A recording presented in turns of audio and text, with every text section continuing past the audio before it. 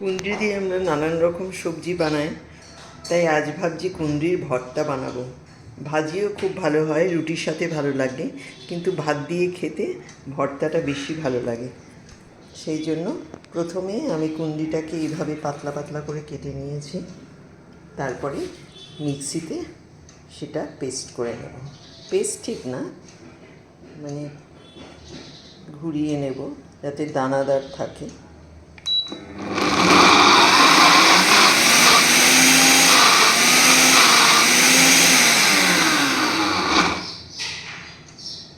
মাঝে মাঝে একটু নেড়ে দেব।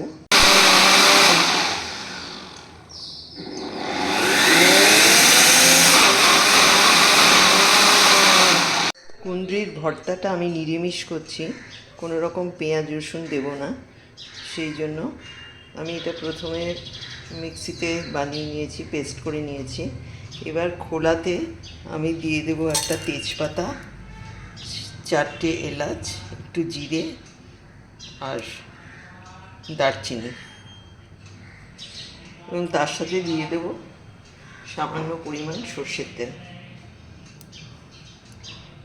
এগুলো সামান্য ভাজা ভাজা হয়ে গেলে আমি এতে দিয়ে দিচ্ছি সামান্য পরিমাণ সর্ষের তেল।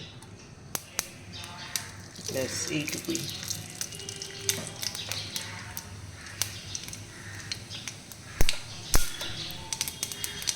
এবার আমি তাতে দিয়ে দেব কয়েকটা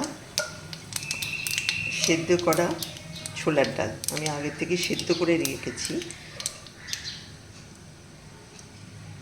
জল ঝরিয়ে রেখেছি।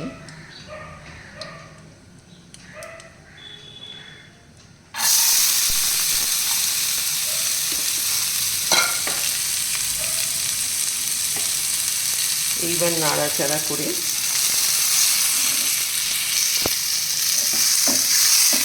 সিদ্ধ করা আছে, কোনো অসুবিধা হবে না। ভর্তার সাথে মুখে দানা দানা পড়বে, ভালোই লাগবে খেতে। এরপর নুন হলুদ আমি পরে দেব। এতে এবার দিয়ে দেব এই সেদ্ধ করা কুঁদরিগুলো।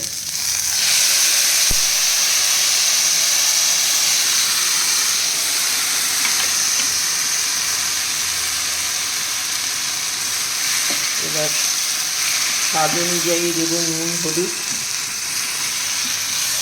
একটু হিংও দেব, আর দেব মিষ্টি, একটু সামান্য মিষ্টি দেব, কাঁচা লঙ্কাও দেব।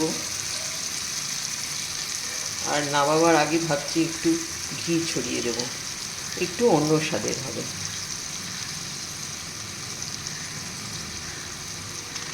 এবার হতে থাকুক, আমি একে একে দিয়ে দিচ্ছি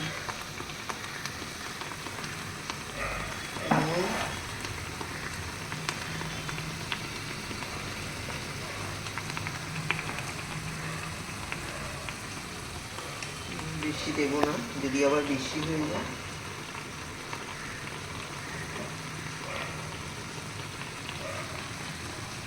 দিয়ে দিলাম হলুদ।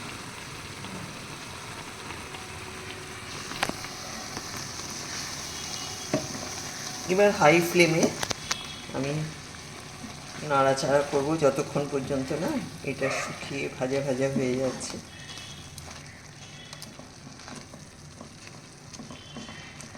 হিংটা আমি পরে দেব, তা না হলে ফ্লেভারটা নষ্ট হয়ে যাবে।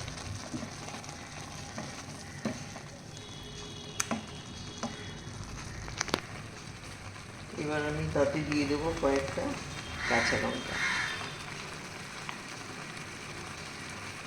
এবার দেখুন তো কেমন হয়েছে। রেডি হয়ে গেল আমার কুঁদরির ভর্তা। এটাকে কুঁদরির ঝুড়োও বলা যেতে পারে, একটু ঝুরঝুরে টাইপের হয়েছে। এতে নামাবার আগে আমি ঘি দিয়ে দিয়েছি। আপনারা চাইলে এটা চিংড়ি মাছ দিয়েও করতে পারেন, আমি একদম নিরামিষ করেছি। আর কয়েকটা কিশমিশও দিতে পারেন, আমিও দিয়েছি, হিংও দিয়েছি। যাই হোক, কেমন লাগলো জানাবেন। আমার রান্না যদি ভালো লাগে সাবস্ক্রাইব করবেন আর মতামত জানাবেন।